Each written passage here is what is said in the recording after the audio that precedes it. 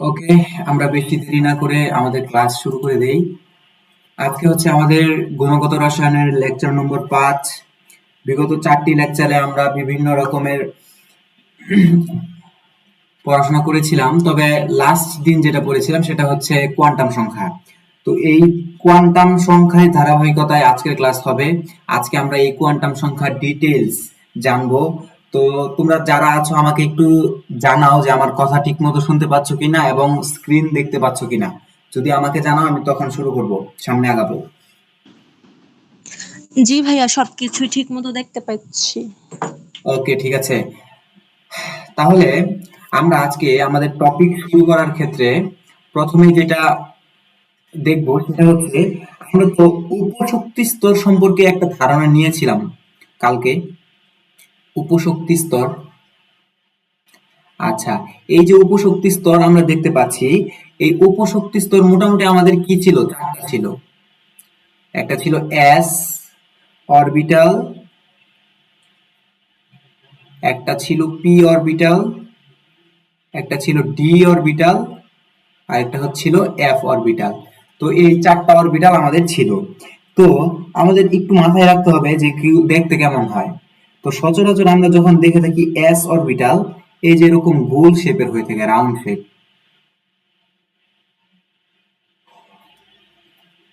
এরকম রাউন্ড শেপের হয়ে থাকে হচ্ছে এস অরবিটাল। কিভাবে লিখতে পারি আমরা?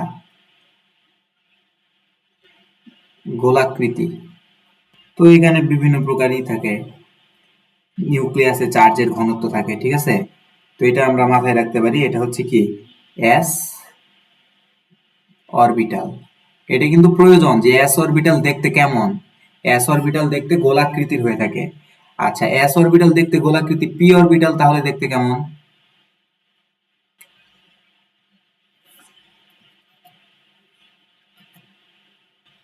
পি অরবিটাল, আচ্ছা, পি অরবিটাল দেখতে হচ্ছে এই যে এরকম ডাম্বেলের মতো। এটার নাম কি? ডাম্বেল। ডাম্বেল আকৃতির হয়ে থাকে, ডাম্বেল আকৃতির হয়ে থাকে, এই যে এরকম চার্জ আমরা দেখতে পাচ্ছি। এই যে দেখো তো, এই যে চার্জ কি, এখানে চার্জ বেশি না? তাহলে আমরা এটাকে বলতে পারি যে এইটুকু হইতেছে সাই স্কোয়ার। সাই স্কোয়ার মানে কি? যেখানে চার্জের ঘনত্ব বেশি থাকে। তোমাদেরকে তো কাল লাস্ট দিন বলেছিলাম, এটাই হচ্ছে সাই স্কোয়ার। আচ্ছা, এই যে আমাদের যে যে বিন্দুটার মধ্যে ইয়া করতেছে, সংযোগ করতেছে, এটারে আমরা কি বলে থাকি জানো? এটারে আমরা নোড বলে থাকি। আমরা এটাকে নোড বলে থাকি। আর নোডের মধ্যে কোনো চার্জ থাকে না। লাস্ট দিন পড়িয়েছিলাম নোডে কোনো চার্জ থাকে না। এটা এস ছিল, এটা পি ছিল। ডি অরবিটালটা দেখতে কেমন হয়? যতটুকু দেখিয়ে দিচ্ছি শুধুমাত্র ততটুকু পড়লেই হয়ে যাবে।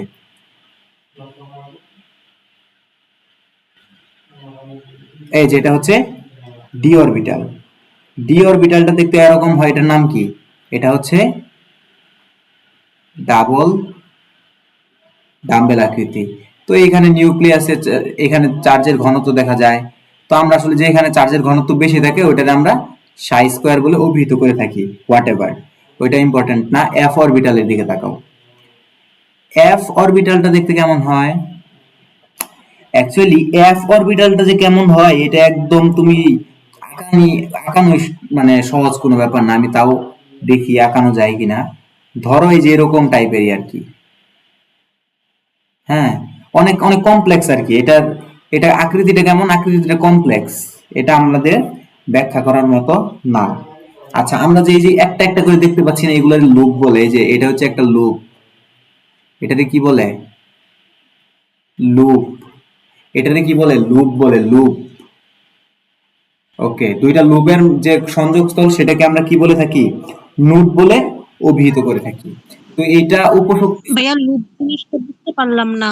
কোনটা বুঝতে পারো না? নোট। আচ্ছা দেখো, এই যে লুপ পয়েন্টটা লুপ লুপ, এই যে এটা লুপ, এই যে একটা লুপ, এই যে আরেকটা লুপ, দুইটা লুপ, এই যে এটা লুপ, এটাই হচ্ছে একটা লুপ। এই যে এখানে চারটা লুপ, একটা লুপ, দুইটা লুপ, তিনটা লুপ, চারটা লুপ, এখানে দুইটা লুপ, জি এখানে ভাইয়া। লুপ। ডাউট আছে কোনো?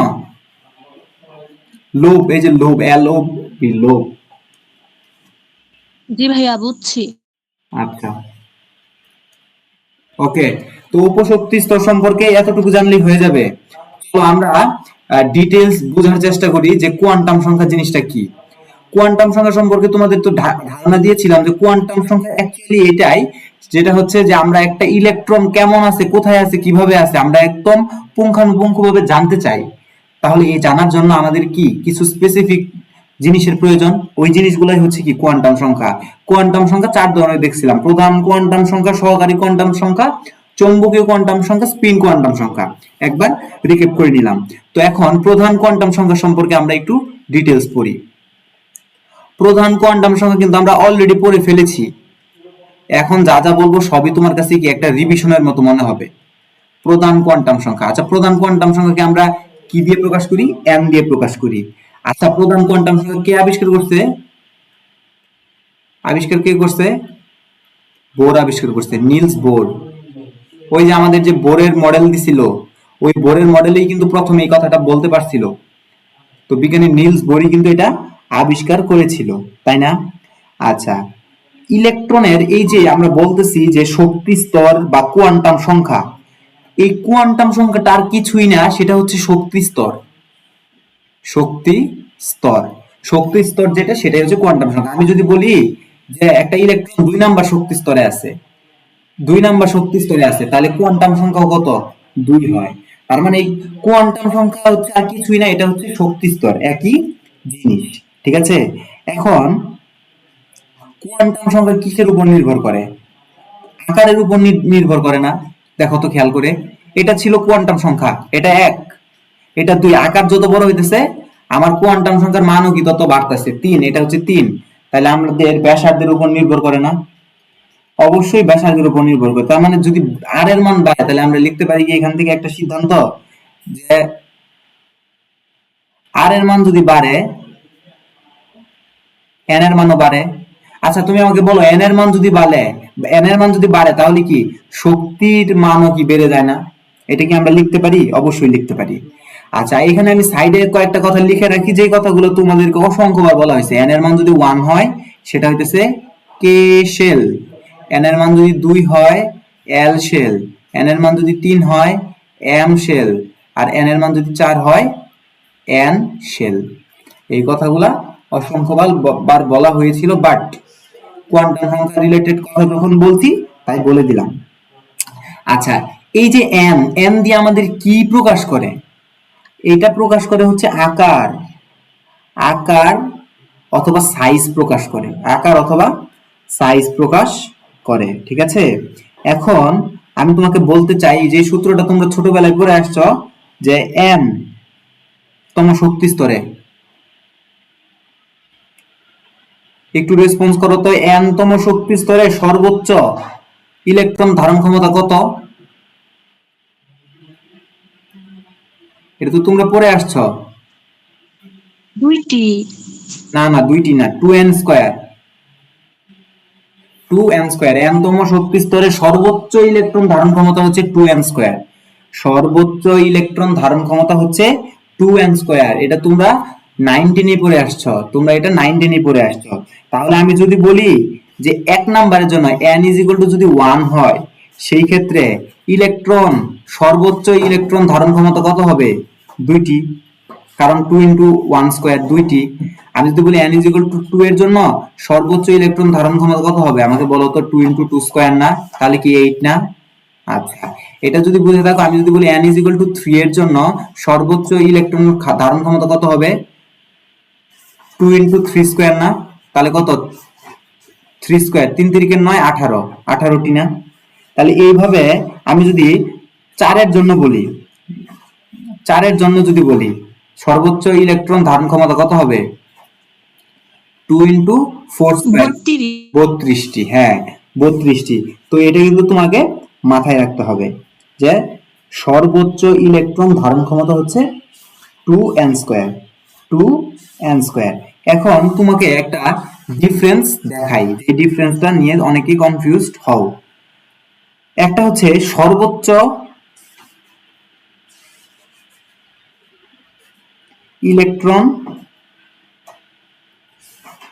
ধারণ ক্ষমতা, আরেকটা হচ্ছে সর্বোচ্চ অবস্থানরত ইলেকট্রন। এটা নিয়ে অনেক সময় কনফিউজড হয়ে যাও। দেখো, যদি প্রথম শক্তি n = যদি 1 হয়, সর্বোচ্চ ইলেকট্রন ধারণ ক্ষমতা মাত্র বের করলাম 2। n = যদি 2 হয়, সর্বোচ্চ ইলেকট্রন ধারণ ক্ষমতা মাত্র বের করলাম 8। n = যদি 3 হয়, সর্বোচ্চ ইলেকট্রন ধারণ ক্ষমতা কত বের করলাম? মাত্র 18।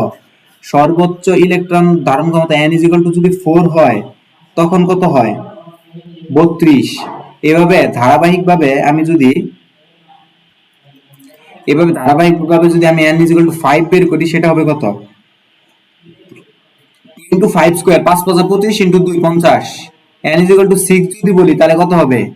36 গুণ 2 72, তাই না? এখন সর্বোচ্চ ইলেকট্রন সংখ্যা কত বলো তো? এক নম্বরে সর্বোচ্চ কয়টা থাকতে পারে? এবার তাকাও, আমি যদি বলি এটা, এখানে সর্বোচ্চ কয়টা থাকতে পারে? দুইটা না? এরপরে সর্বোচ্চ কয়টা থাকতে পারে? 18টা, 8টা। তারপরে কয়টা? 18টা। তো এইখানে একটা ডিফারেন্স লক্ষ্য করা যায়, এটা শুধু মাথায় রাখো, তাহলেই হয়ে যাবে। একটু মাথায় রাখো যে n = 1, এটা 2, এটা 8, এটা 18 নরমাল, এটাও 32 নরমাল, সবই ঠিক আছে।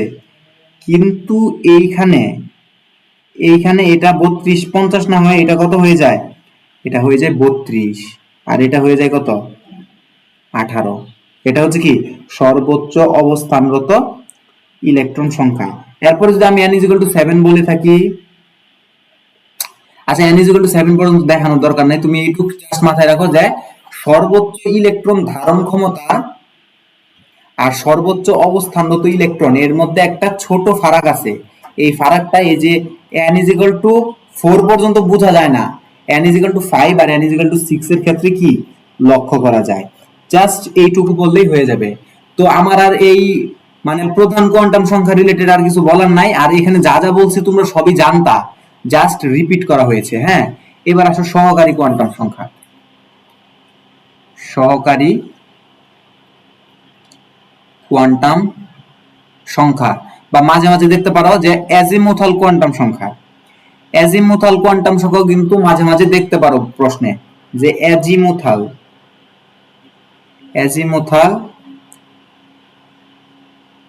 Quantum number. একই জিনিস, দুইটা কিন্তু একই জিনিস। আচ্ছা, অ্যাজিমুথাল কোয়ান্টাম নাম্বার কে আবিষ্কার করছিল? বিজ্ঞানী সমারফিল্ড।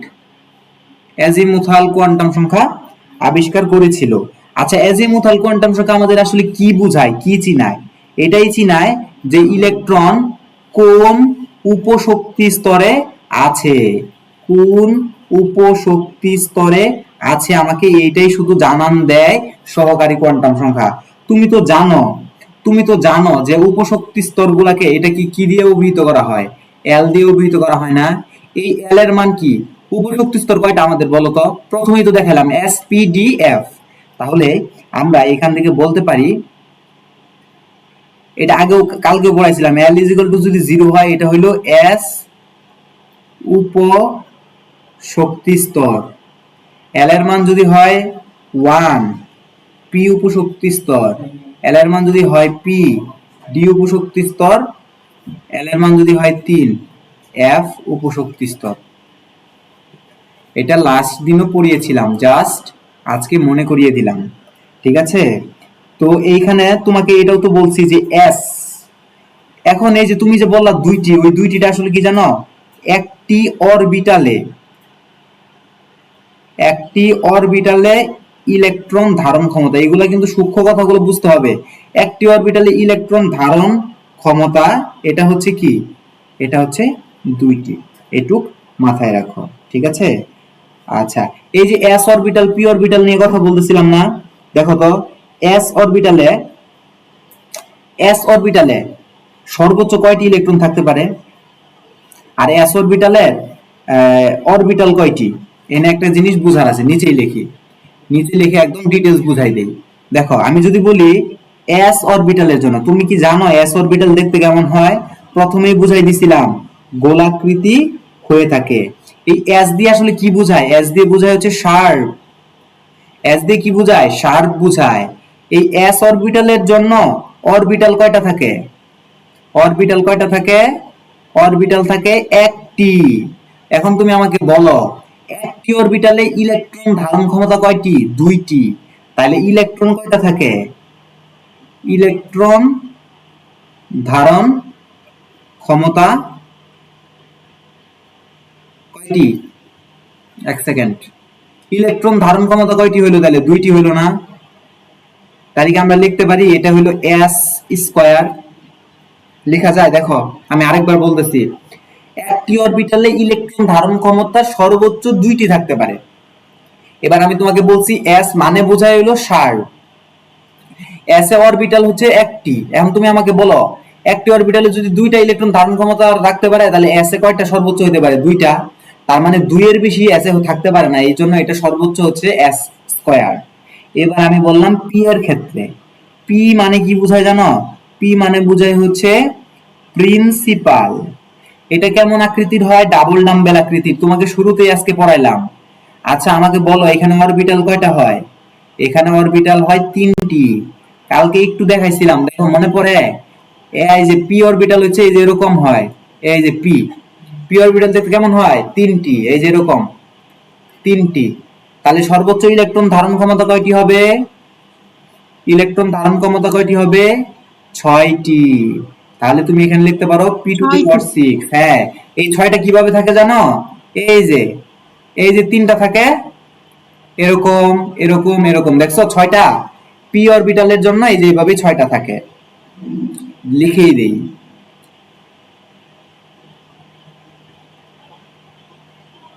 এই যে এটা হলো পি অরবিটালের জন্য। পি অরবিটালের জন্য এই যে এভাবেই তিনটি অরবিটালের মধ্যে ছয়টি থাকতে পারে। তুমি কি জানো এই আলাদা আলাদা অরবিটালদেরকে কি বলে? প্রথমটাকে বলে পি এক্স, পরেরটাকে বলে পি ওয়াই, পরেরটাকে বলে পি জেড। এটা আমরা আরো ডিটেলস পড়বো।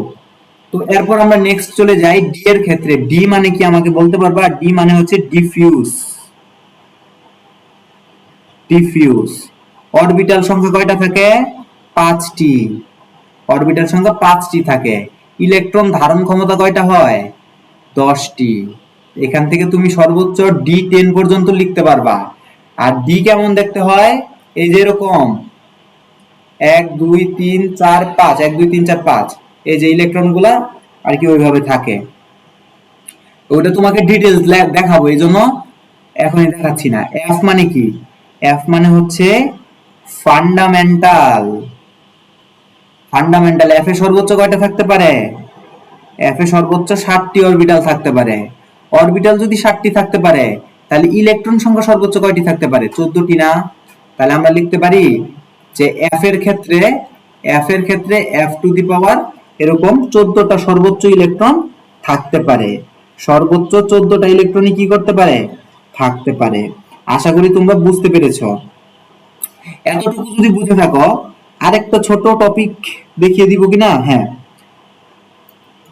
দেখো ওই যে তোমাকে বললাম না, এগুলো নিয়ে তো আমরা অরবিটাল অরবিটাল বলতেছি। এটা কি পি? পি অরবিটাল, তাই না? এটা হচ্ছে পি অরবিটাল। এটারে আমি কি বলছি? P x. এটারে বলছি পি ওয়াই, এটারে বলছি পি জেড। ডি অরবিটালটা কেমন হয় দেখতে? এস তো এসই, দেখো এস তো এসই, এটা তো এস অরবিটাল। এস তো আর দেখানোর কিছু নাই, এস তো সহজ। ডি অরবিটালটা দেখতে কেমন হয়? এরকম। এটা হচ্ছে ডি অরবিটাল। এফ অরবিটালটা দেখার প্রয়োজন নাই। এটা হচ্ছে কেমন হয়? D X Y, D Y Z, D Z X. এটারে বলে D X square minus Y square, X square minus Y square. আর এটারে বলে কি? D Z square. তো এই আশা করি বুঝতে পেরেছো তোমরা। এই যে এটা এটা বলে, এটারে এটা বলে, এটারে এটা, এটারে এটা, এটারে এটা। তো কোনটাতে কোন নামে ডাকা হয় আশা করি আর কোনো ডাউট থাকার কথা না। এইবার আমি কিছু চিত্র লিখবো, যে চিত্রগুলো খুবই ইম্পর্টেন্ট। এটা হচ্ছে অরবিটালের চিত্র। এই চিত্রগুলা জানা কিন্তু খুবই ইম্পর্টেন্ট। আমি কিন্তু আনইম্পর্টেন্ট কোনো কিছু তোমাদের দেখাই না, যাই দেখাই সেগুলোই কিন্তু ইম্পর্টেন্ট। আচ্ছা, এস অরবিটাল। আমরা এস অরবিটাল আঁকাইতে চাই, তুমি জানোই তো এস অরবিটাল দেখতে কেমন হয়, গোলাকৃতির হয়।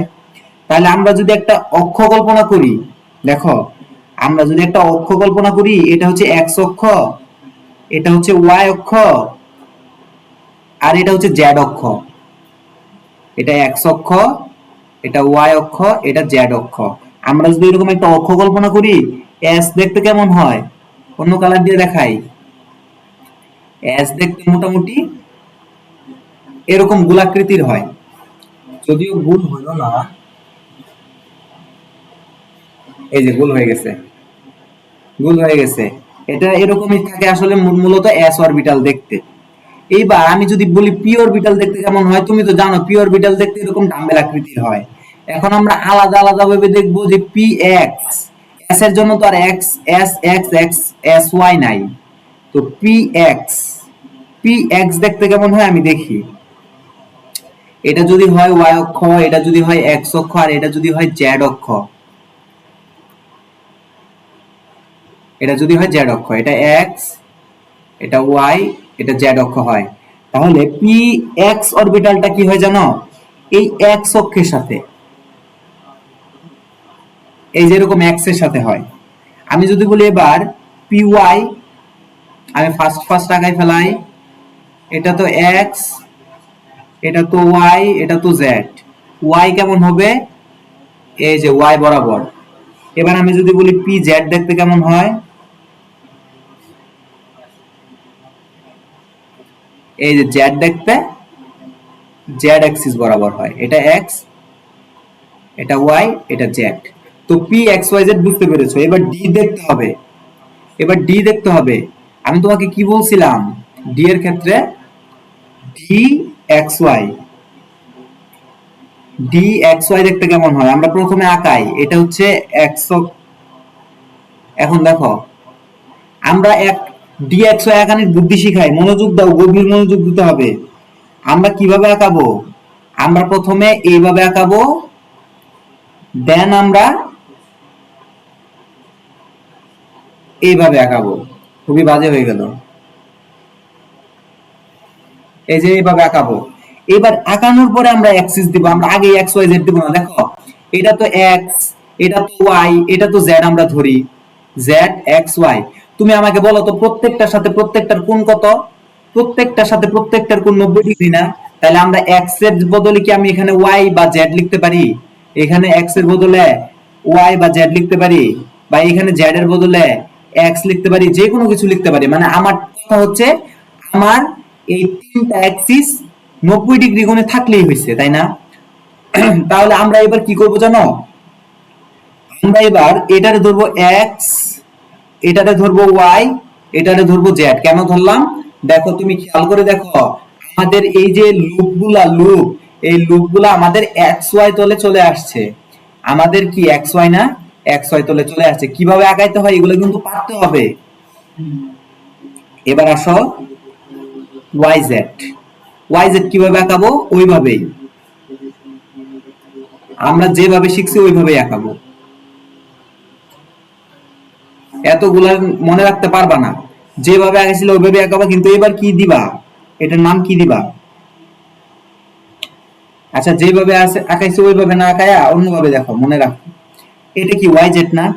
তো আমি এটা মনে মনে ধরে নিলাম, এটা হচ্ছে এক্স, এটা হচ্ছে ওয়াই, এটা হচ্ছে জেড ধরে নিলাম।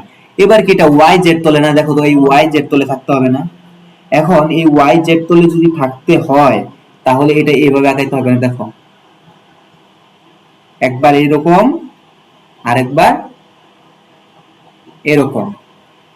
চিত্রগুলো একটু মাথায় রেখো, এই চিত্রগুলো আঁকাইতে হয় এক্স ওয়াই ওয়াই জেড, আর হচ্ছে কি জেড এক্স। জেড এক্স এর চিত্রটা কেমন হবে, এটা কি এক্স, এটা কি ওয়াই, ধরো এটা ওয়াই ধরলাম, এটা জেড ধরলাম। এখন আমার জেড এক্স তল কি, এটা না? এটা জেড এক্স, আর এটা এইভাবে ধরলাম, এই যে জেড এক্স। ঠিক আছে? আচ্ছা, মানে তুমি খেয়াল করে দেখো একবার, এক্স ওয়াই তলের ক্ষেত্রে এক্স ওয়াই তলে আছে, ওয়াই জেড তলের ক্ষেত্রে এই যে ওয়াই জেড তলেই আছে, আবার এক্স জেড এক্স তলে জেড এক্স তলেই আছে। ঠিক আছে? এটা একটু মাথায় রাখলেই হয়ে যাবে। আর দুইটা আছে, আর দুইটা কি কি বলতো? D of X square minus Y square একটা আছে না, এটা কেমন হবে? তুমি প্রথমে অ্যাক্সিস গুলো আঁকাই নাও, অ্যাক্সিস গুলো আঁকাই নাও। এটাতে ধরলাম এক্স, এটাতে ধরলাম হচ্ছে ওয়াই, এটাতে ধরলাম জেড নরমালি। এটা কেমন হবে জানো? এইটা হবে তোমার এই ওয়াই বরাবর একটা যাবে, আর হচ্ছে একটা যাবে কোন বরাবর? এই এক্স বরাবর আর একটা যাবে। এই যে দেখছো, মানে এক্স বরাবর একটা, ওয়াই বরাবর একটা। আর last and final D of Z square, এটা কেমন হয়? এটা ছিল এক্স, এটা ছিল ওয়াই, এটা ছিল জেড। এইটা হয় হচ্ছে তোমার প্রথমে এবার জেড বরাবর যায়, তারপর সিম্পলি এখানে একটা গোল হয়ে যায়, সিম্পলি একটা গোল হয়ে যায়। তো এই চিত্রগুলো একটু আঁকায় নাও, এই চিত্রগুলো কিন্তু ইম্পর্টেন্ট, চিত্রগুলো ইম্পর্টেন্ট কারণেই তোমাদের কি আঁকিয়ে দেওয়া, ঠিক আছে? আর একটা জিনিস মাথায় রাখো, একটা লুপ যদি, দুইটা লুপ যদি এরকম ভাবে মিলে, এটারে কি বলে? এটারে নোট বলে, তাই না? এটারে কি বলে? নোট বলে না? তাহলে এটা আমরা একটু নিচে দেখি, এটারে একটু নিচে দেখি। এই যে নোট দেখতে পাচ্ছ না, নোট, এই নোটের মধ্যে আমাকে যদি বলে নোট, মোট নোটের সংখ্যা বের করো, মোট নোট কত, তাহলে আমি কিভাবে বের করব? এই মোট নোট বের করার বুদ্ধি হচ্ছে n-1, এটার একটা সূত্র মনে রাখবা। এটা মনে রাখার ওয়ে হচ্ছে তোমার, এটা মনে রাখার ওয়ে হচ্ছে n-1। তো আশা করি এটা বুঝতে পেরেছো। আর এই যে চিত্রগুলো আমি আবার দেখাচ্ছি, এই চিত্রগুলো কিন্তু তোমাদের লাগবে, এই চিত্রগুলো লাগবে কারণেই কি আঁকিয়ে দেওয়া। চিত্রগুলো একটু নোট ডাউন করে ফেলাও, এই চিত্রগুলো আঁকানো শিখে ফেলাও। এক দুইবার হাতে যদি প্র্যাকটিস করো তাহলেই দেখবা আর আঁকিতেছ না, ঠিক আছে? তো আমরা নেক্সট টপিকে চলে যাই, চলো আমরা নেক্সট টপিকে চলে যাই। নেক্সট টপিকে আমরা যে কথা বলবো সেটা নোট তো বললাম, এবার আসো নোডাল প্ল্যান। নোট তো তুমি চিনো, তোমার কালকেও চিনাইছি, আজকেও চিনাইলাম। নোডাল প্ল্যান, নোডাল প্ল্যান কি? নোডাল প্ল্যান হচ্ছে নোটগুলো, নোটগুলো যে সমতলে থাকে, নোটগুলো যে সমতলে অবস্থিত তাদেরকে কি বলা হয়? নোডাল প্ল্যান বলা হয়। এবার তোমার পরীক্ষায় প্রশ্ন আসতে পারে নোডাল প্ল্যান কয়টা? তুমি তো নোট বের করা শিখে গেছো, n-1 করে তুমি নোট বের করে ফেলতে পারবা। তুমি তো নোডাল প্ল্যান জানো না। নোডাল প্ল্যান হচ্ছে এল এর মান যত হয়, নোডাল প্ল্যানও সংখ্যাও, সরি, নোডাল প্ল্যান সংখ্যাও তত হয়। তার মানে এখন থেকে তোমাকে যদি বলে যে নোডাল প্ল্যান কত, আশা করি নোডাল প্ল্যান কত এটাও বের করতে পারবা। এবার একটা ছোট করে একটা ছক লিখে দিব, এই ছকটা তোমাকে জানতে হবে, এই ছকটা তোমাকে কি করতে হবে? জানতে হবে। ফার্স্ট ফার্স্ট ছক আঁকায় ফেলাও।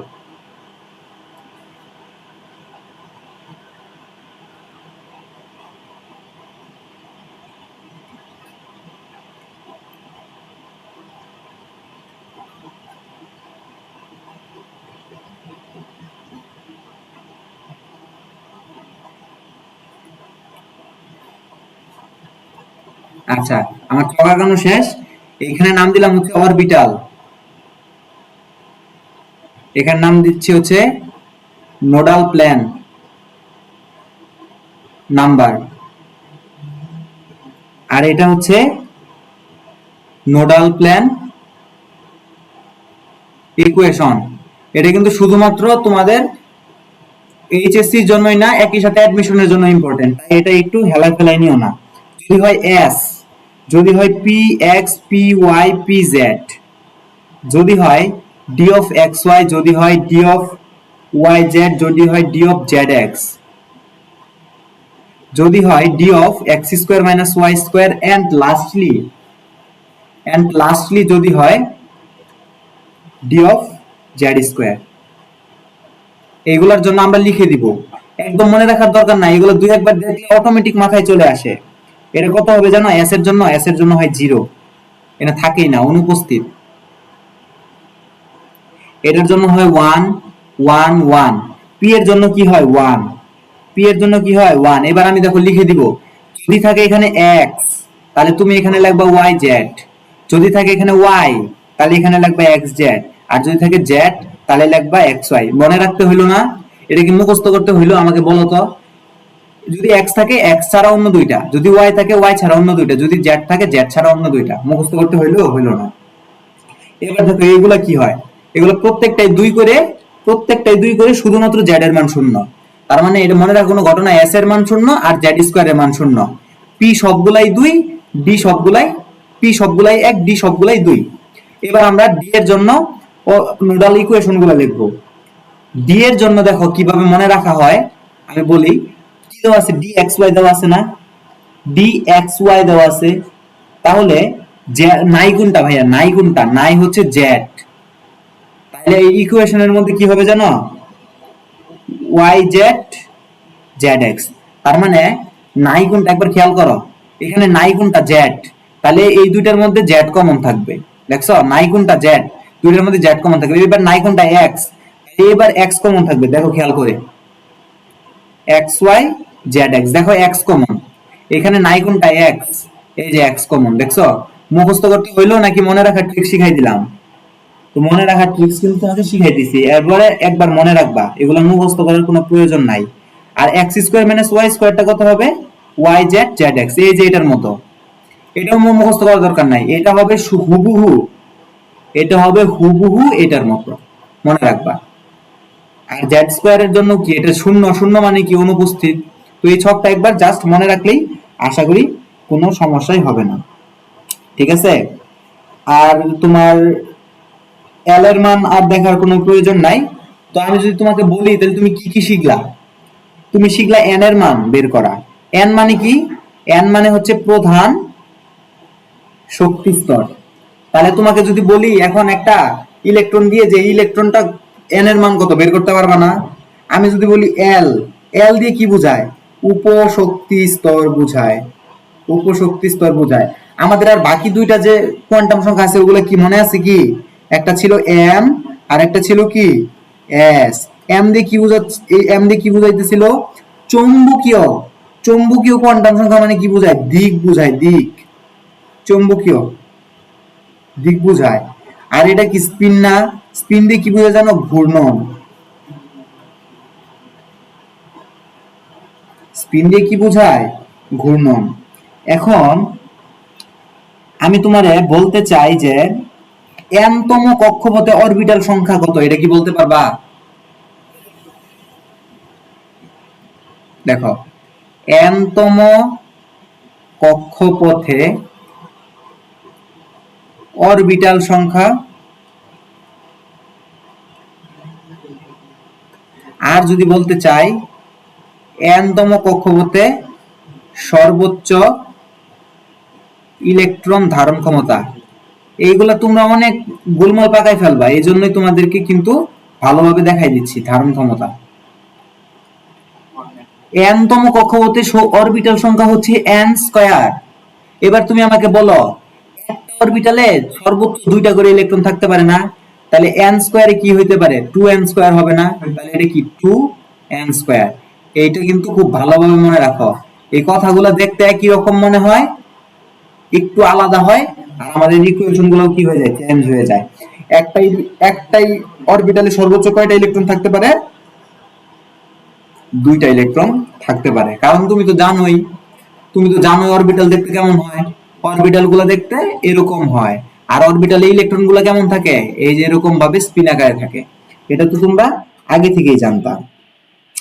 এবার তুমি যদি এই সহকারী কোয়ান্টাম সংখ্যা খুব ভালোভাবে বুঝে থাকো, তুমি আমাকে এটা বলো যে সহকারী কোয়ান্টাম সংখ্যার মান কত? এল এর মানটা কত? কালকেই দেখাইছিলাম এল এর মানটা কত। এল এর মানটা হচ্ছে 0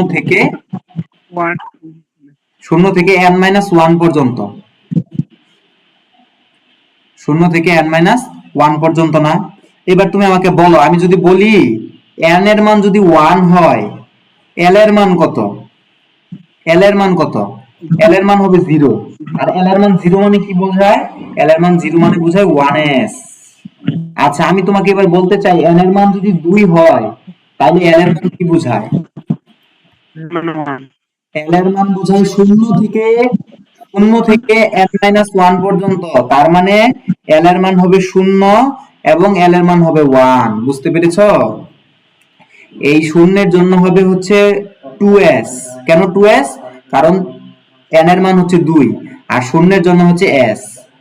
এবার আমি যদি বলি l is equal to 1, এটার জন্য কি হবে 2p। কেন 2p হলো?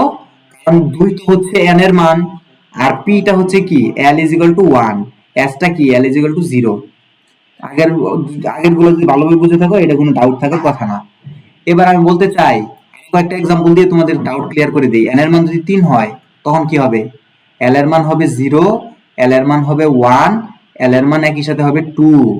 যদি এটা হয় 0 তাহলে কি হয় এটা 3s, 3p আর এটা কি হবে 3d। কোনো ডাউট আছে? কোনো ডাউট থাকারই কথা না। এবার আমি তোমাকে বলতে চাই n এর মান যদি 4 হয় কি হবে? 0, 1, 2, 3। কি কি হবে? 4s, 4p, 4d, 4f। ঠিক আছে? ওকে। এবার এটাই আসলে এইভাবে লেখা হয়। দেখো এই যে এটাই এইভাবে লেখা হয় যে 1s, বইয়ের মধ্যে দেখবা 1s, হ্যাঁ 2s, 2p, তারপর হচ্ছে 3s, 3p, 3d। মানে ইলেকট্রন বিন্যাস তোমরা কিভাবে করো? অ্যাকচুয়ালি ইলেকট্রন বিন্যাসগুলো কিন্তু এভাবেই আসে যে 4s, 4p, 4d, হ্যাঁ দেন হচ্ছে 4f, হোয়াট এভার। তো তুমি এল এর মানটা বের করতে পারো কিনা সেটাই হচ্ছে ইম্পর্টেন্ট। এবার আমি বলতে চাই যে যে চুম্বকীয় কোয়ান্টাম সংখ্যা মানে কি এম না? চুম্বকীয় কোয়ান্টাম সংখ্যা এম। এবার এম এর মান কিভাবে বের করবা? এম এর মান হচ্ছে কি শূন্য সহ প্লাস মাইনাস এল পর্যন্ত। শূন্য সহ প্লাস মাইনাস এল পর্যন্ত। তাহলে আমি যদি তোমাকে এবার বলি এন এর মান যদি 1 হয়, এল এর মান কত জানি বলছিলাম? এল এর মান বলছিলাম হচ্ছে 1, এল এর মান বলছিলাম 0। এল এর মান যদি 0 হয় এটা কি হয় 1s। এবার এইটার জন্য এম এর মান কত হবে আমাকে বলো? এম এর মান হবে 0 সহ প্লাস মাইনাস এল পর্যন্ত, তাহলে এটা হবে 0। এবার আমি বলতে চাই এন এর মান যদি 2 হয়, এল এর মান কত হবে 0, এল এর মান হবে 1, 0 এর জন্য হবে 2s, 1 এর জন্য হবে 2p। এখন তুমি আমাকে বলো এম এর মান কত হবে? এটার জন্য এম এর মান হবে হচ্ছে শূন্যের জন্য তো হয় শূন্যই, আর এটার জন্য কত হবে -1, 0, 1। কেন? শূন্য সহ প্লাস মাইনাস এল পর্যন্ত। এবার আমি যদি বলি এন এর মান 3, তাহলে কি হবে? এল এর মান হবে 0, 1, 2, 3s, 3p, 3d, হ্যাঁ 3s, 3p, 3d। এখন 3s, 3p, 3d এর জন্য যদি আমি বলি, দেখো এই পর্যন্ত তো সেম, এই পর্যন্ত তো সেম, এগুলো নিজের মতো করে লিখে নাও। আমি শুধু এটা লিখে দিচ্ছি, এই দুটো নিজের মতো করে লিখে নিও। এম এর মান কত হবে? যেহেতু এল এর মান 2 তাহলে -2, -1, 0, 1, 2। আশা করি কোনো ডাউট থাকারই কথা না। তাহলে আমি লাস্টলি আরেকটা দেখাই দেই। n ইজ ইকুয়াল টু যদি 4 হয়, এল এর মান কত হয় 0, 1, 2, 3, তাই তো? তো এর জন্য কি হয় 4s, 4p, 4d, 4f। এই তো আমি জাস্ট 4f এর জন্য দেখিয়ে দিচ্ছি। আমি জাস্ট 4f এর জন্য m এর মানটা দেখিয়ে দিচ্ছি। m এর মান কত হবে বলো? -3, -2, -1, 0, 1, 2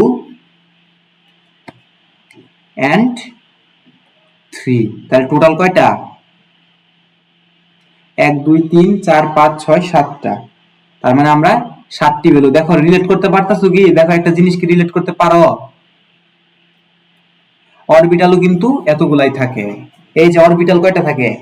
7টা। এফ এর মধ্যে অরবিটাল 7টাই থাকে, ডি এর মধ্যে অরবিটাল 5টাই থাকে, পি এর মধ্যে অরবিটাল কয়টা থাকতো? 3টা থাকতো না? দেখো পি এর মধ্যে অরবিটাল 3টা। দেখছো রিলেট করা যায় একটার সাথে আরেকটা। এবার আমি এস এর জন্য যদি বলি, এস এর জন্য অরবিটাল কয়টা? একটা। দেখছো?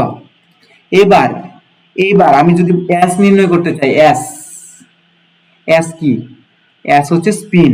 আমি তো তোমারে বলছিলামই এস কি হইতে পারে, এস দুইটা হইতে পারে, একটা হইতে পারে প্লাস হাফ আর একটা হইতে পারে মাইনাস হাফ। যদি হয় প্লাস হাফ এটা হয় হলো ক্লকওয়াইজ, ক্লকওয়াইজ ক্লকওয়াইজ দেখতে কেমন হয়, এরকম হয়। আর যদি মাইনাস হাফ হয় এটা কি হয়, অ্যান্টি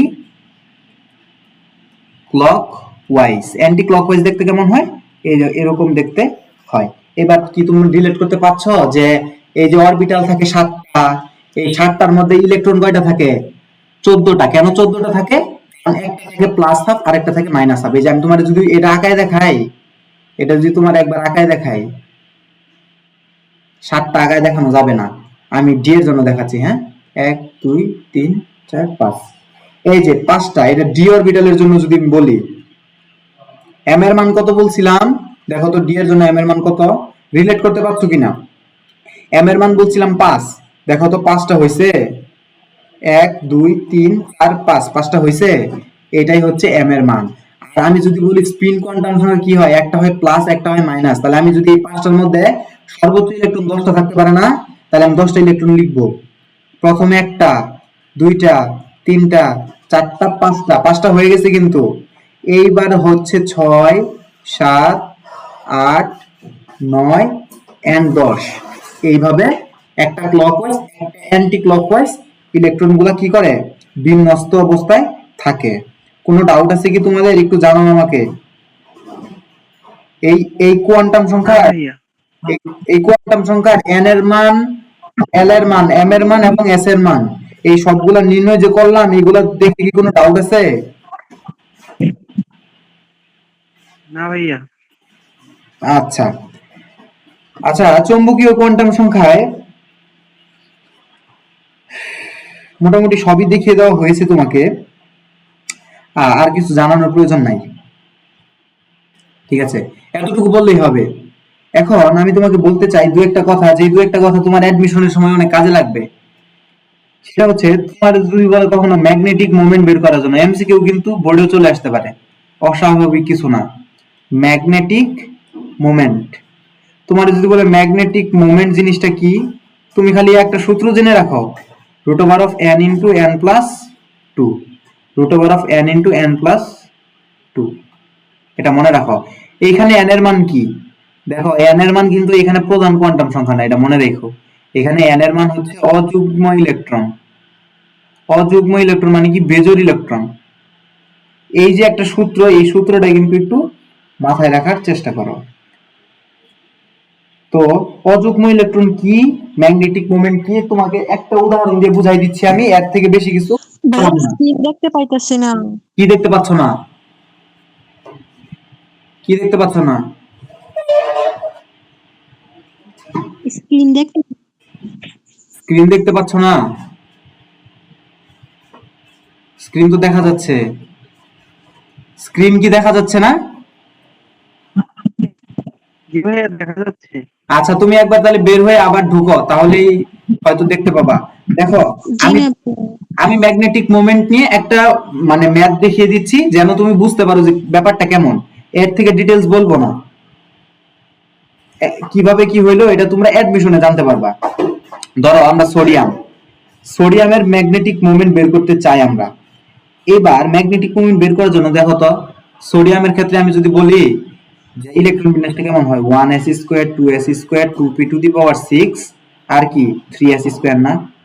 আমি এই ব্যাপারটারে আমি আঁকায় দেখাই, এই যে এরকম না, দেখো তো বোঝা যায় কিনা, আমি আঁকায় দেখাইতেছি।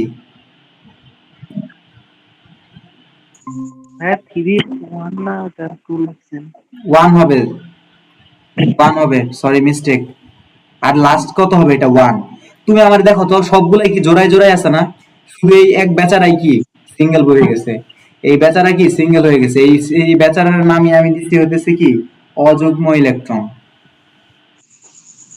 এখন আমি যদি ম্যাগনেটিক মোমেন্ট বের করতে চাই, আমি যদি বের করতে চাই, বাংলা লেখা কঠিন, ম্যাগনেটিক মোমেন্ট যদি বের করতে চাই, তুমি আমাকে বলো তো ম্যাগনেটিক মোমেন্ট কি হবে, রুট ওভার অফ 1, একটাই তো অযুগ্ম ইলেকট্রন আছে, √1 * 1 + 2 সমান সমান কত হয়, √3। এটার এককটা আসলে bm দিয়ে প্রকাশ করা হয়, এটা একটু মাথায় রাখো তাইলেই হবে। এটা একটু মাথায় রাখো, এটা হচ্ছে একক, এটা হচ্ছে একক, একক bm। bm মানে কি বলে দেবো একটু, বলে দিব মনে দিব না করে অনেক কিছু জি বলে দিই। ভাইয়া বলে দেন। আচ্ছা, bm মানে হচ্ছে বোর ম্যাগনেটর, দেখিয়ে দেই, বোর ম্যাগনেটর, এটা হচ্ছে একক। তো এইটুকু খালি মাথায় রাখো, আমি যেটুকু বলছি জাস্ট এইটুকু মাথায় রাখলে তোমার এই মানে বইয়ের মধ্যে আমি এই যে দেখিয়ে দেওয়ার উদ্দেশ্য কি, যে এটি কিন্তু তোমার পরীক্ষায় এত আসবে না, হাইস্ট এমসিকিউ আসলে আসতে পারে। তুমি বইয়ের মধ্যে ম্যাগনেটিক মোমেন্ট দেখলে ভয় পেয়ে যাবা, বলবা ভাববা না জানি এই জিনিসটা কি, যে এই জিনিসটা পড়ি নাই আমি। তো ওইরকম যেন ভয় না পেয়ে যাও, এই জন্যই তোমার কি দেখায় দেওয়া। আচ্ছা, এটা যদি বুঝে থাকো তো তুমি তো অরবিটাল চিনো, এই যে এগুলাই তো একটা একটা করে অরবিটাল, তুমি তো অরবিটাল চিনোই, এই যে এগুলাই তো অরবিটাল, এগুলাই তো অরবিটাল। তো এখন আমি যদি বলতে চাই যে অরবিটালের একটা টাইপ আছে, বইয়ের মধ্যে দেখতে পাবা, ওই টাইপটাই তোমাকে একটু বলে দিচ্ছি। সেটা হচ্ছে এই যে একটা আমি কল্পনা করে নিচ্ছি, উম এই যে দেখি, ধরো কিভাবে লেখা যায়, হ্যাঁ লেখো, টপিকের নাম দাও ডি জেনারেট অরবিটাল। এগুলো তোমাকে জানাই দিতেছি, মানে এই জিনিসগুলো তোমার মাঝে মাঝে সামনে আসবে, সামনে আসলে তোমরা মনে মনে ভাববা যে এইগুলো কি, তো যেন তোমরা এটা না ভাবো এই জন্য এগুলো দেখিয়ে দেওয়া। ডিজেনারেট অরবিটাল জিনিসটা কি, যে অরবিটাল গুলোর অরবিটাল গুলোর শক্তির মান সমান, তাদেরকে ডিজেনারেট অরবিটাল বলে। শক্তির মান সমান মানে কি বুঝি নাই, আচ্ছা আমি বুঝিয়ে দিচ্ছি। ধরো এটা হচ্ছে পিএক্স, এটা হচ্ছে পিওয়াই, এটা হচ্ছে, সরি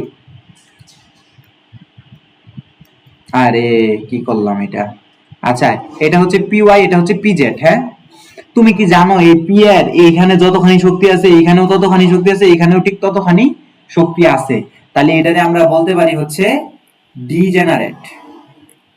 ডিজেনারেট, তাহলে নন ডিজেনারেট কোনটা, যেখানে শক্তির মান সমান না। কোথায় শক্তির মান সমান না, তুমি কি বলতে পারবা কোথায় শক্তির মান সমান না? বিভিন্ন সময় শক্তির মান সমান হয় না, যেমন আমি তোমার বলি দেখো, এখানে একটা জিনিস মিস্টেক হয়েছে, ধরো এটা 2px 2py 2pz। এবার আমি তোমাকে বলতেছি যে এটা হচ্ছে 2px আর এটা হচ্ছে 4px।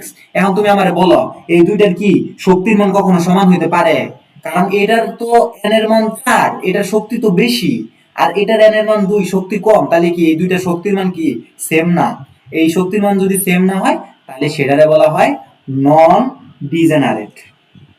জাস্ট এইটুক, ডিজেনারেট কোনটা নন ডিজেনারেট কোনটা খালি এইটুক মাথায় রাখো। যে অরবিটাল গুলো শক্তির মান সমান তাকে ডিজেনারেট অরবিটাল বলা হয়, যেগুলোর মান সমান না তাদেরকে নন ডিজেনারেট অরবিটাল বলা হয়। এবার চলে আসো, আমি তোমার বলতেছি একটা দুইটা কোশ্চেন করবো আমি, দুইটা মানে question। ভাই এক একটা অরবিটালের ইলেকট্রন গুলো ডিজেনারেট, হ্যাঁ এক একটা অরবিটালের ইলেকট্রন গুলো কি ডিজেনারেট? হ্যাঁ হ্যাঁ, এই যে হ্যাঁ, তোমার এই যে এখানে দেখতে পাচ্ছ না 2px 2py, এগুলা তো শক্তি সেম, কিন্তু এবার যে 2px আর 4px এই দুইটার তো শক্তি সেম না, মানে আমাদের ব্যাপারটা হচ্ছে শক্তির মান যদি সেম হয় সেটা হচ্ছে ডিজেনারেট, আর যদি সেম না হয় সেটাই হচ্ছে নন ডিজেনারেট। আশা করি বুঝতে পেরেছো। এবার আমরা একটা কোশ্চেন লিখবো, সেটা হচ্ছে 2f অরবিটাল সম্ভব কিনা, আমাকে জানাও 2f অরবিটাল কি সম্ভব। আরেকটা কোশ্চেন করি, 4p অরবিটাল সম্ভব কিনা, জানাও ফার্স্ট জানাও। 2f সম্ভব না, কিন্তু 2p সম্ভব। গুড গুড গুড, 4p সম্ভব। কেন কেন 4p সম্ভব? কারণ 4p এর ক্ষেত্রে n এর মান হচ্ছে 4, আর n এর মান যদি 4 হয় l এর মান হতে পারে 0 1 2 3, 0 1 2 3 মানে কি নির্দেশ করে? S P D F. তার মানে এটা সম্ভব। কিন্তু আমি যদি 2f এর ক্ষেত্রে বলি, 2f এ n এর মান তো 2, n এর মান 2 হলে l এর মান 0 1 sp, এখানে তো আসলে এক্সিস্টই করে না। ডি আর এফ তো এক্সিস্টই করে না, তাহলে 2f কি কখনো সম্ভব? 2f কখনোই সম্ভব না। এটা কিন্তু মাথায় রাখো, এটা অবশ্যই তোমাদের কি কি করতে হবে? মাথায় রাখতে হবে।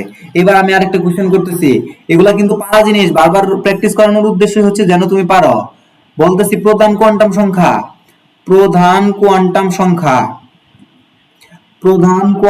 সংখ্যা 3 হলে অন্যান্য কোয়ান্টাম সংখ্যা কত? তোমরা রেসপন্স করো, এগুলা তো অনেক সহজ, এগুলাতে তো তোমাদের রেসপন্স করা উচিত। আমি যদি বলি n এর মান যদি 3, তাহলে l এর মান কত হবে? 0, l এর মান হবে 1, 0 1 2 1, l এর মান 2। আচ্ছা, l এর মান যদি 0 হয়, এখানে m এর মান কত হয়? 0 হয়।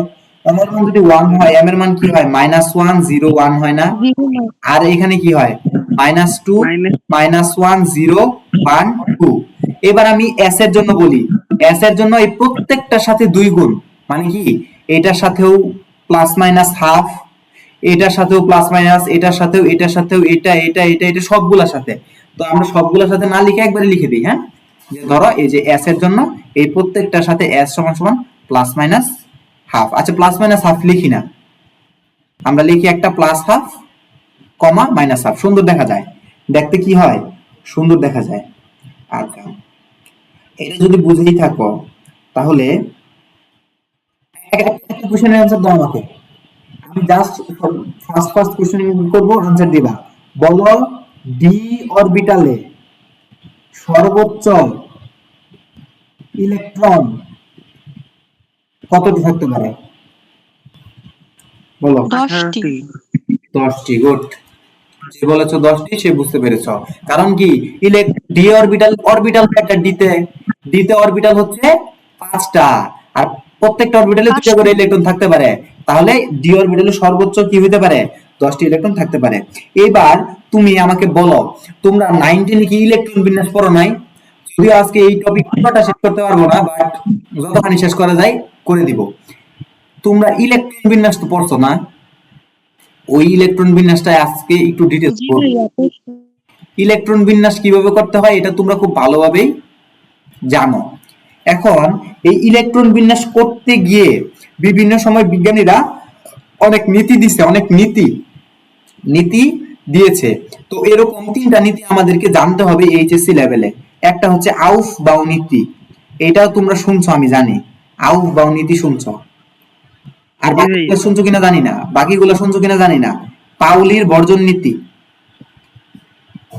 পাউলির বর্জন নীতি, আর হুন্ডের নীতি মনে হয় শোনো নাই, হুন্ডের নীতি। তো তোমাকে মোটামুটি এই 3টা নীতি সম্পর্কে জানতে হবে। যা যা পড়ায় বইয়ে একবার খুলে দেখবা, তাহলে দেখবা সবকিছু সহজ হয়ে যাচ্ছে, তোমাদের জন্য সবকিছু সহজ হয়ে যাচ্ছে। আচ্ছা, এবার আমি প্রথমে যদি বলি আউফ বাউ নীতি নিয়ে একটু কথা বলতে চাই। আউফ বাউ, প্লাস ইলেকট্রন বেশি তার আচ্ছা আউফ বাউ নীতি আমাদের কি বলে? n প্লাস এর মান আউফ বাউ নীতি আমাদেরকে বলে যে ইলেকট্রন, কালো কালি দিয়ে লিখি, আউফ বাউ নীতি আমাদেরকে বলে ইলেকট্রন প্রথমে নিম্ন শক্তির উপশক্তি স্তরে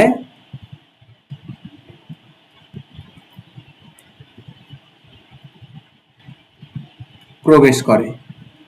আউফ বাউ নীতি আমাদেরকে এটাই বলছে যে ইলেকট্রন প্রথমে নিম্ন শক্তির উপশক্তি স্তরে প্রবেশ করে, পরে পরবর্তীতে কি করে?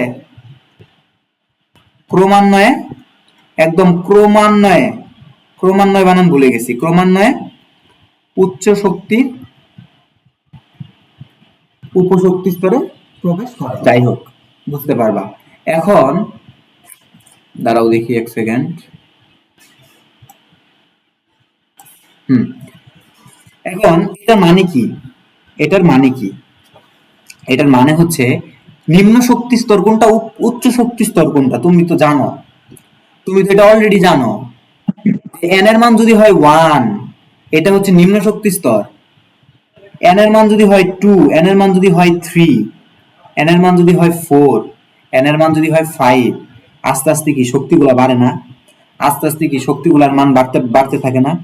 এখন এখন এটা কি, এটা দেখাবো কিনা ভাবতেছি, তাও দেখাই দেই, না দেখাইলেও চলতো।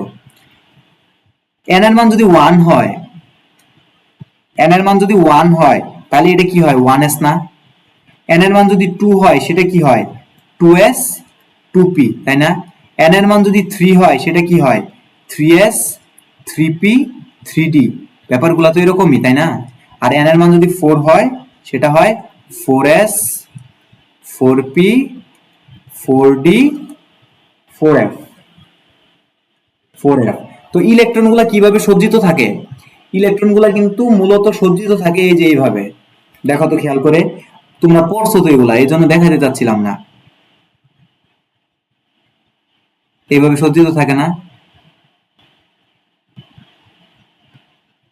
3p 3s 3d 4p। আরেকটা দেই, আরেকটা দিলে সুন্দর হবে। n is equal to 5, 5s 5p 5d 5f।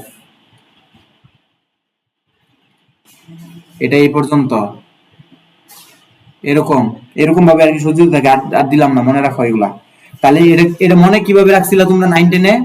মনে পড়ে কি কিভাবে মনে রাখছিলা?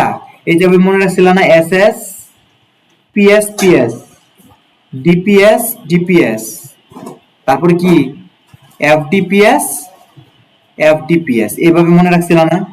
এখন আমি যদি বলি তোমার, আমি ধরো বললাম যে 82 নাম্বার যে একটা মৌল আছে, 82 নাম্বার মৌলটার ইলেকট্রন বিন্যাস করো, তুমি কি করতা? তুমি লিখতা এস এস পিএস পিএস, তারপর কি লিখতা ডিপিএস ডিপিএস, এরপরে লিখতা এফডি। আছে এই পর্যন্ত লিখি, দেখি কত দূর যায়। এটা কি লিখতা 1 2 3 4 5 6, এই পর্যন্ত রাখলাম। আচ্ছা, পি কত? পি শুরু হয় 2 থেকে না? পি তো 1 হতে পারে না, 2 3 4 5 5 পর্যন্ত রাখলাম। আচ্ছা, এরপর ডি কত বলতো? 3d 4d 5d, আর এটা কত? 4f। এখন আমরা লেখা শুরু করি, দেখো লেখা শুরু করি। এসে এখানে দুইটা থাকবে, দুইটা থাকবে, ছয়টা থাকবে, দুইটা ছয়টা দুইটা 10টা, ছয়টা দুইটা 10টা, ছয়টা দুইটা 14টা। গুনে দেখি কয়টা হয়, 10 20 20 30 30 38 48 49 50 56 56 আর 4 60 70। দেখো 70টা হয়ে গেছে। তাহলে 70টা যদি হয়ে যায়, এখানে 10টা দিলাম, কয়টা হইলো? 80টা হইলো না? তাহলে আরেকটা লাগে। আরেকটা কিভাবে লাগবে? এফডিপি। তাহলে আমি পি লিখি, পি পি এর আগে কত হবে দেখো, এখানে 5 ছিল, তাহলে এটা 6 হবে। দেখো ভাইয়া অলরেডি কিন্তু 80টা হয়ে গেছে, তার মানে এখানে কয়টা দিতে হবে? দুইটা দিতে হবে। যদি দুইটা দেই, তাহলে কয়টা হয়ে যাবে? 82টা হয়ে যাবে। এইভাবেই তো আমরা সচরাচর ইলেকট্রন বিন্যাস গুলো করে থাকি। এভাবেই কি তোমরা 9-10 ইলেকট্রন বিন্যাস করছো না? জানাও তো আমাকে। জি জি ভাইয়া। ভাইয়া। আচ্ছা, এটাই আসলে আউকবাউ আউকবাউ এই কথাটাই বলতেছিল। আউকবাউ সচরাচর এইভাবেই কথাগুলো বলতেছিল, কিন্তু এবার ঝামেলা চলে আসে একটা। এই কাজগুলো করতে গিয়ে একটা ঝামেলা চলে আসে। সেটা হচ্ছে, দেখো এখানে কনসেপ্ট চলে আসে, সেটা হচ্ছে এন প্লাস এল। একটা একটা ইলেকট্রনের যে শক্তি, আমরা যদি বলি শক্তি, এই শক্তিটার মান কিভাবে করা হয়? এন প্লাস এল দিয়ে মাপা হয়। যদি এন প্লাস এল এর মান যদি বেশি হয়, তাহলে শক্তিও কি হয়? তত বেশি হয়। আর যদি এন প্লাস এল এর মান যদি কম হয়ে যায়, তাহলে শক্তির মানও কম হয়ে যায়। বুঝতে পেরেছো? যেমন আমি যদি উদাহরণ হিসেবে তোমাকে বলি যে 6p আর 4s, এখন আমাকে বলো যে এখানে এখানে এই যে 6p, 6p মানে কি? 6p মানে কি? 6p মানে হচ্ছে n প্লাস l যদি লিখি, n এর মান হচ্ছে 6, p এর মান কত হবে? p কত 1 হবে? 1 1 হবে। গুড। 7। আচ্ছা আমি 4s এর ক্ষেত্রে যদি বলি n প্লাস l এর মান, n এর মান হচ্ছে 4 আর s এর জন্য l ইজ ইকুয়াল টু 0, তাহলে 4। তাহলে এখানে দেখাই যাচ্ছে এখানে কি হবে, এটা বেশি হবে। ঠিক আছে, এখন যদি বলি n প্লাস l এর ক্ষেত্রে একটা ঝামেলা হয়ে গেল যে n প্লাস l এর মান ধরো সমান, n প্লাস l এর মান সমান হয়ে গেছে, সমান হয়ে গেলে তখন কি করব? সেই ক্ষেত্রে অর্ধেক n প্লাস l এর মান যদি সমান হয়ে যায়, সেই ক্ষেত্রে n এর মান যার বেশি, n এর মান যার বেশি তারই শক্তি কি হবে? বেশি হবে। আমি একটা উদাহরণ দিই তাহলে ক্লিয়ার হয়ে যাবে। যেমন আমি তোমাকে যদি বলি 6p, আরেকটা যদি বলি 4f, তুমি আমাকে বলো, 6p এর জন্য কি হবে? 6 প্লাস 1 না, তাহলে 7। 6 প্লাস 1 ইজ ইকুয়াল টু 7। আচ্ছা আমি 4f এর জন্য যদি বলি তাহলে এটা কত হবে? 4 প্লাস 3 না, ইজ ইকুয়াল টু 7। তাহলে কি দুইটাই সমান হয়ে গেল না? এবার দেখো n এর মান কার বেশি? ভাইয়া n এর মান এখানে 6, n এর মান হচ্ছে 4, তাহলে আমি বলে দিতে পারছি খুব সহজেই এটাই হচ্ছে বড়। তাহলে আছে কোনো আউটবাউন্ড নীতি? আউটবাউন্ড নীতি নিয়ে কোনো ডাউট থাকার কথা না। এইবার আসে আউটবাউন্ড নীতির ব্যতিক্রম। আউটবাউন্ড নীতির ব্যতিক্রম আমরা আজকে আউটবাউন্ড নীতি পর্যন্ত পড়বো। এই আউটবাউন্ড নীতির ব্যতিক্রমই হচ্ছে আমাদের লাস্ট টপিক। ব্যতিক্রম, আউটবাউন্ড নীতির ব্যতিক্রম। আউটবাউন্ড নীতি তো দিলা পড়লা, আউটবাউন্ড নীতির ব্যতিক্রম। তোমরা তো আউটবাউন্ড নীতি পড়েই ফেললা, তোমরা বুঝেও গেলা আউটবাউন্ড নীতি কি, আগেও পড়ছিলা। এখন আউটবাউন্ড নীতির একটা ব্যতিক্রম চলে আসছে।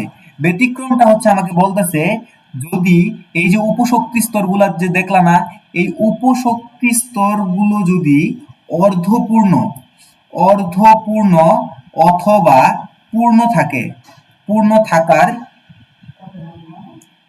সুযোগ পায়, সুযোগ পায়, তাহলে কি করে জানো? তাহলে ব্যতিক্রম ঘটে। কেমন আমি তোমাকে বলি। ধরো ধরো আমি যদি বলতে চাই ক্রোমিয়ামের কথা, যদি বলতে চাই, দেখো তো ক্রোমিয়াম, ক্রোমিয়ামের ক্ষেত্রে কেমন হয় বলো তো? 1s square 2s square 2p to the power 6, তারপর কত হয়? 2p টু দি পাওয়ার 6 এর পরে কত হয়? 3s square 3p to the power 6, 3p to the power 6, 4s square 3d to the power কত হয়? 4। এইরকমই তো ব্যাপারটা হওয়ার কথা ছিল। এগুলো এত বেশি প্র্যাকটিস করতে হবে যে এইভাবে এস এস এইভাবে করার সুযোগ নাই। এস এস পিএস পিএস এইভাবেই করে মানুষ শুরুতে, কিন্তু এত বেশি প্র্যাকটিস করবে যেন এই যে এইভাবে আমার মতো লিখতে পারো 1s স্কোয়ার 2, এই যে এটা তো সহজ, 1s square 2s square 2p to the power 6, 3s square 3p to the power 6 আর 3d, 3d এর যেহেতু শক্তি 4s এর থেকে কম, তাই এখানে আগে পরে চলে গেছে। যাই হোক, ওটা ওটা আমার টপিক না। আমার টপিক হচ্ছে এখন যে এটাই হওয়ার কথা ছিল, কিন্তু তুমি আমাকে বলো ডি এ সর্বোচ্চ কয়টা ইলেকট্রন থাকতে পারে? 10টা। তাহলে 10 হচ্ছে তার জন্য পরিপূর্ণ, আর 5 হচ্ছে কি তার জন্য অর্ধপূর্ণ। তুমি আমাকে বলো তো এইখানে যদি সুযোগ পায়, সবাই তো স্থিতিশীল হইতে চায়, সবাই তো স্থিতিশীল হইতে চায়, তাহলে এখানে ও কি চাচ্ছে না যে আমি 4টারে 5 বানাবো? ও এই 4টারে 5 বানায় ফেলে এখান থেকে একটা ইলেকট্রন নিয়ে, বুঝছো? এই জন্য আউটবাউন্ড নীতির একটা ব্যতিক্রম ঘটে যায়। যেমন এরপর আমি আরেকটা উদাহরণ দিই, ক্রোমিয়াম। ক্রোমিয়াম 29, এটা তো তোমরা আগেও পড়ছো। Chromium 29, 1s square 2s square 2p to the power 6, 3s square 3p to the power 6, 4s square 3d to the power 9। এরকম হওয়ার কথা ছিল, কিন্তু এরকম হবে না। কারণ কি, ওই একটা ইলেকট্রন পাইলে পরিপূর্ণ হয়ে যাচ্ছে, ও পরিপূর্ণ হয়ে এখানে একটা ইলেকট্রন বানাই ফেলছে। আর এরই মাধ্যমে কি আমাদের আউটবাউন্ড নীতির একটা ব্যতিক্রম ঘটে গেছে। তো এরকম আরো বেশ কিছু মৌল আছে, যেমন আমি তোমার যদি বলি ক্রোমিয়াম 24, হ্যাঁ, আর এই ক্রোমিয়াম লেক্সি কেউ কিছু বলো নাই, এটা কি ক্রোমিয়াম নাকি কপার? আচ্ছা কপার 29, তারপরে কি এজি 47 মানে সিলভার আর কি, তারপরে ল্যান্থানাম 57। তো এরকম আরো বেশ কিছু আছে, আমি তোমার দুইটা দিয়ে দিচ্ছি, যে প্যালাডিয়াম 46, আর অ্যামো, অ্যামো মানে কি এটা আমি নিজেও জানি না। এই যে মনে রেখো খালি, জাস্ট আমি আরো অনেক আছে, তুমি সার্চ দিও, সার্চ দিয়ে দেখো আরো কি কি ভাইয়া আছে। এমন মানে molybdenum। আচ্ছা হ্যাঁ, মলিবডেনাম। আচ্ছা দেখো এখানে আরো অনেকগুলাই আছে, তোমরা চাইলে সার্চ করে যদি মনে হয় যে না আমার এইগুলাই হয় নাই, আমার আরো মুখস্থ করতে হবে, তাহলে আরো মুখস্থ করো। বাট আমার মনে হয় এইগুলো যদি মুখস্থ করতে পারো, এর থেকে বেশি এমসিকিউ আসার কোনো সুযোগই নাই। ঠিক আছে, তো এই দুটো তো আগে থেকেই পারতা, ক্রোমিয়াম আর কপার। তো এই সিলভার, ল্যান্থানাম, প্যালাডিয়াম, মলিবডেনাম, এই দু একটা জিনিস খালি একটু মনে রাখো। আর যদি মনে নাও রাখতে পারো কোনো ব্যাপার না, কোনো টেনশন করার কোনো কিছু নাই। ঠিক আছে, তো আজকে চাইছিলাম তো তোমাদেরকে ওই নীতি দুইটা শেষ করে দেওয়ার জন্য, বাট অনেক অনেকখানি পড়াই ফেলছি আজকে। নীতি দুইটা এই এই বাকি দুইটা নীতি নেক্সট দিন পড়াবো। পাউলির বর্জন নীতি, হুন্ডি নীতি খুবই সহজ, পড়াইতে খুব বেশি সময় লাগবে না। তো এটা পড়াই সেরে আমরা কি করব জানো, এই নীতিটা পড়াই শেষ করে আমরা বেশ কিছু ম্যাথমেটিক্যাল প্রবলেম সলভ করব। তুমি কি জানো যে আমরা এতখানি পড়ে ফেলছি যে আমরা বিভিন্ন রকমের সৃজনশীল কোশ্চেন সলভ করার মতো ক্যাপাবিলিটি অর্জন করে ফেলছি। ঠিক আছে, তো তোমরা একটু খুলে দেখো। আমাদের গুণগত রসায়ন মূলত, এই যে আমাদের গুণগত রসায়ন আছে, এটা মূলত দুইটা পার্ট। একটা হচ্ছে দ্রাব্যতা রিলেটেড পার্ট, আর একটা হচ্ছে কি এই যে এগুলা পরমাণু, কোয়ান্টাম সংখ্যা, বর্ণালী। তো এগুলো তো আমরা মোটামুটি পড়ে ফেলতেছি, আর আমাদের বেশি ক্লাস থাকবে না। আর তিনটার মতো ক্লাস যদি হয়ে যায় আমাদের কিন্তু এই যে এই পোর্শনটা কভার হয়ে যাবে। আর তুমি কি জানো এই পোর্শন থেকে একটা কোশ্চেন থাকবেই থাকবে, আর দ্রাব্যতা থেকে একটা কোশ্চেন থাকবেই থাকবে। দুইটা আলাদা, মানে গুণগত রসায়নে দুইটা ভাগে ভাগ করা যায়। একটা হচ্ছে দ্রাব্যতার পার্ট, আর একটা হচ্ছে এই যে বাকি যেগুলো আছে এগুলার পার্ট। তো তুমি কি জানো এটা আমাদের এখানে 70% পড়া শেষ। আর আর একটু যদি পড়ি, আর দুইটা ক্লাস যদি করি বা তিনটা ক্লাস করি, তুমি একটা সৃজনশীল, মানে তুমি বোর্ড কোশ্চেন একটা সলভ করার মতো ক্যাপাবিলিটি অর্জন করে ফেলছো, এতটাই। আর তোমাদের তো কেমিস্ট্রিতে তো বেশি চ্যাপ্টার নাই। তুমি যদি এক গুণগত রসায়ন ভালো করে পড়ো, তুমি এক গুণগত রসায়নের উপর ভর কইরা তুমি দুইটা অ্যান্সার করতে পারবা, দুইটা অ্যান্সার করতে পারবা, এরকমই হয়। গুণগত রসায়ন ভালো করে পড়ো। আমি এখন পর্যন্ত যা পড়াইছি কোনো কঠিন কিছু পাইছো? কোনো কঠিন কিছুই নাই। তো পরীক্ষার মধ্যে এগুলাই আসে, জাস্ট প্র্যাকটিস করে যেতে হবে। প্র্যাকটিস করে যাবা, একদম মার্ক 10/10 পাবা, একদম 10/10 পাবা। তো কোনো ভয়ের কিছু নাই। ঠিক আছে, আচ্ছা, আজকের ক্লাসটা এতটুকুই থাক। আশা করি ক্লাস তোমাদের ভালো লেগেছে, অনেক কিছু জানতে পেরেছো। আর আমি বলতেছি যে বইয়ে অনেক ইনফরমেশন ভাইয়া, অনেক ইনফরমেশন। এত ইনফরমেশন মনে রাখা তোমার পক্ষে পসিবল না। আমি যা দেখাই দিচ্ছি জাস্ট সেগুলো মনে রাখো, মোর দেন এনাফ। এর থেকে বেশি তোমার পরীক্ষায় আসবে না, তোমার জানারও দরকার নাই। ঠিক আছে, আচ্ছা, আজকের ক্লাসে এতটুকুই।